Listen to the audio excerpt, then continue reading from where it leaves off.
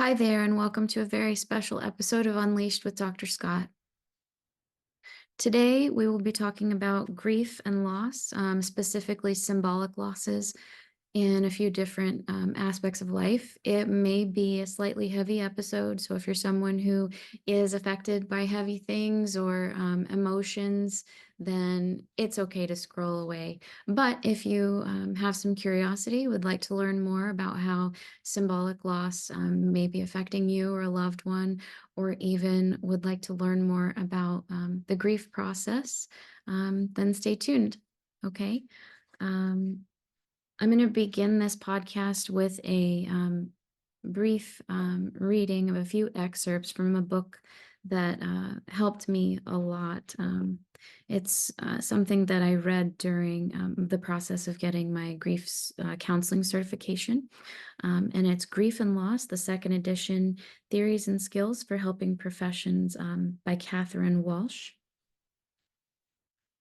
specifically Chapter 2, titled Symbolic Loss. So I'll start with a quote at the top of the page. Be kind, for everyone you meet is fighting a hard battle. Anonymous. The three most difficult situations that I have had to deal with in my life are divorce, selling my home, and losing my dog. My reaction to divorce was a terrible feeling of loss. I lost my husband, my role as my wife, my identity, and my last name. I felt like it was a death more than a divorce. It was the worst pain that I have ever encountered in my life. I had to grieve for all the dreams that will never be met.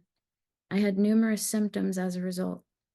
I experienced weight loss, disturbance in sleep, crying, lack of strength, physical exhaustion, feelings of emptiness, heaviness, indications of anxiety, and lastly, lack of energy. This is from Krober, 2004.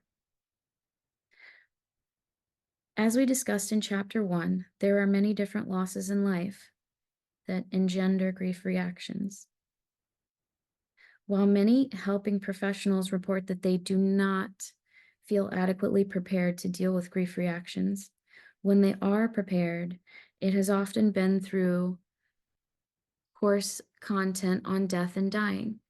For many years, content on grief in textbooks, elective courses have focused on bereavement, which is defined as the state of having experienced the death of a significant person. Much of the research has informed our understanding of grief reactions, has been conducted with bereaved individuals who are grieving a death.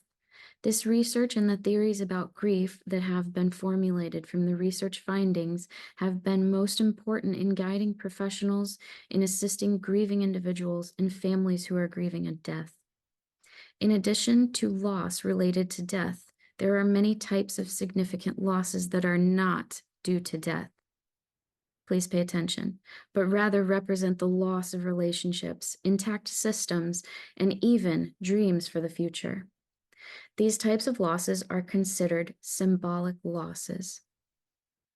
Dr. Therese Rando was one of the first grief experts to identify grief in reaction to symbolic losses in her seminal text, Grief, Dying, and Death, Clinical Interventions for Caregivers, 1984. Although the text was written primarily about grief due to death, Rando acknowledged that grief is experienced in reaction to symbolic losses as well. She gave examples of divorce, losing status because of a job demotion, and identified lack of acknowledgement that accompanies a symbolic or psychological loss.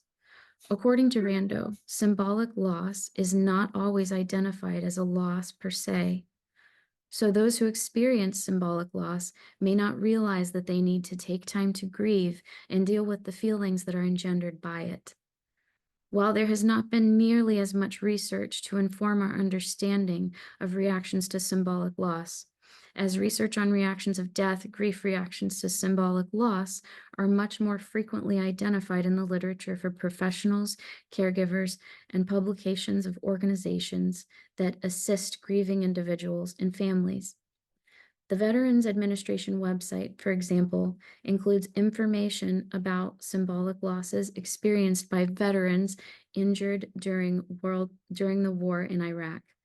Examples are highlighted are injuries that result in amputations and blindness, which cause bodily functions and loss of bodily and functions and body integrity.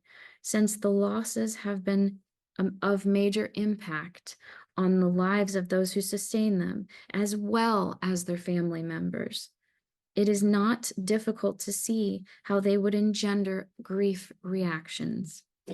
The same feelings of anger, sadness, and guilt are experienced in reaction to loss through death are also experienced in reaction to these symbolic losses. Wayne et al., 2011. Similarities and differences in symbolic and actual losses. Here's where I want you to pay very close attention. Death is acknowledged. Symbolic losses often is not. While anger, sadness, guilt, and yearning are common grief reactions due to both a death and a symbolic loss, there is a major difference between loss due to death and symbolic losses, because symbolic losses so often go unacknowledged by others. For example, in our society, the grieving individual does not receive the same kind or amount of support that those grieving a death may receive.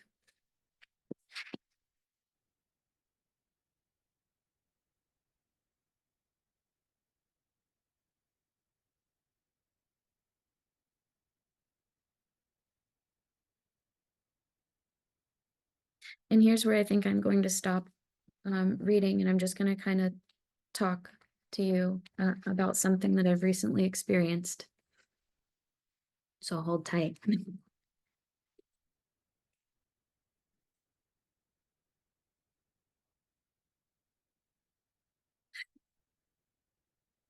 I personally have been through my fair share of symbolic losses in my life. More than one person should probably go through in a lifetime. But what's funny is that you would never guess it by looking at me, right? Because I keep a lot of that inside, and I kind of keep going for all of the people that are around me. Anyway, so I'm very familiar with grief. I'm very familiar as an individual, how to heal, how to move forward, how to rebuild afterwards, how to feel the feelings needed to move forward, how to acknowledge what I'm feeling, and how to do the inner work needed to move forward. That said, about a week ago, it might be hard to not cry.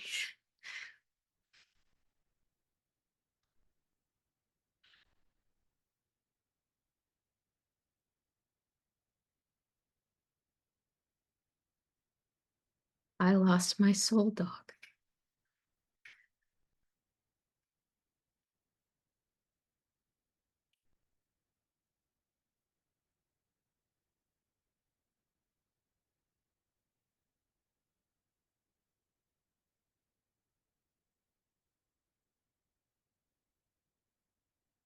I feel him around me everywhere, and I'm so grateful for every memory that we've had. And I know one day I'll see him again. And I'm okay. I don't want anyone's pity, but rather he would want me to do this so that I can help other people that may be going through something similar. Because I was fortunate enough during the days preceding this to have a very understanding company that I work with allow for some time for me to grieve and for bereavement, because unless you've been through it,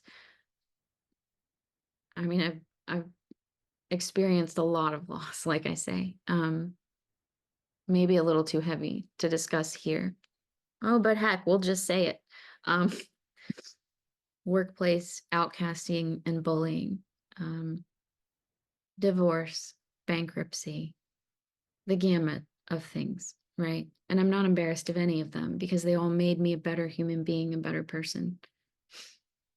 And they all presented me with an opportunity to grow and learn, which is probably the point we're all here. And that's a beautiful thing. But nothing cut as deep as this particular loss. And I've lost pets before, I've lost family members, but the connection with a soul dog is so special, or a soul pet. We'll just say that it's so special and irreplaceable. And the human animal bond, especially between a soul pet, is indescribable. And the pain when you lose them, it cuts so deep, and there's this empty hole in your heart. I didn't I didn't get off of the floor for about 40 hours other than to go to the bathroom and do what I needed to do. So all of that's normal, is what I'm trying to say. It's normal to cry until your eyes are so swelled shut you can't even see, and to feel the headache from the pressure of crying, constant crying. And it's okay to just want to sleep. And it's okay to feel the gamut of emotions. That's all part of loss. And I think as a society,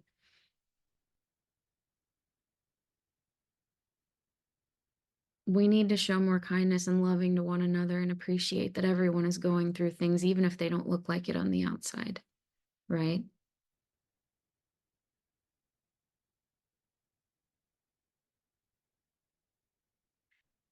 I could keep talking about this for hours and hours and hours on end. But